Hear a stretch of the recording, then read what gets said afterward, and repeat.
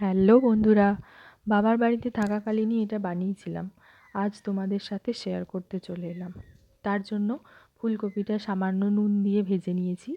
ফুলকপি আমার ভাইয়ের খুবই পছন্দের, তাই ওখানে ওটা বানিয়েছিলাম। ফুলকপি রান্নার জন্য নিয়ে নিয়েছি আদা রসুনের পেস্ট, পেঁয়াজ বাটা আর ফ্যাটানো টক দই। এরপর তেলে গোটা গরম মশলা ফোড়ন দিয়ে তাতে পেঁয়াজ বাটা দিয়ে ভালো করে ভেজে নিয়েছি।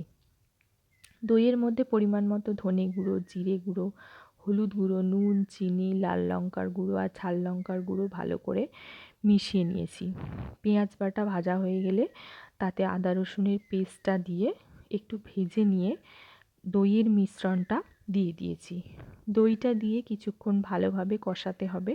এরপর মশলা থেকে তেল ছেড়ে আসলে কপিগুলো দিয়ে ভালোভাবে মিশিয়ে নিয়ে অল্প জল দিয়ে ঢাকা দিয়ে দিয়েছি, যাতে কপিটা ভালোভাবে সিদ্ধ হয়ে যায়। এরপর কপিটা ভালোভাবে সিদ্ধ হয়ে গেলে একটু গা মাখা অবস্থায় নামিয়ে নিয়েছি। এটা গরম ভাতে মেখে খেতে খুবই ভালো লাগে। যাই হোক, ভিডিওটা ভালো লাগলে একটা লাইক করে দিও আর কমেন্টে জানিও।